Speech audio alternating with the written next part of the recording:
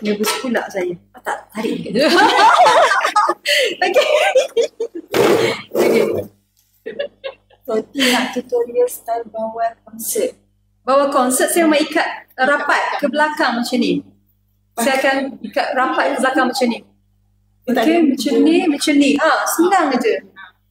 Okay. Okay. You only laju sangat, suruh saya tukar. Next. Okay, ini minta maaf. Ini kita ada inner di dalam, jangan risau. Saya selalu konsert saya buat macam ni lah. Senang nak apa kata pakai dengan baju-baju saya. Okay, nampak? Senang je style saya. Kita buat style yang mudah, mesti susah. Kadang ada anak tarik tudung saya. Untuk anak-anak sebesar Afwa tu, saya akan jadi ni lah mangsa tarik tudung kan. So kita buat macam ni je. Okay, nak pakai baju apa pun senang.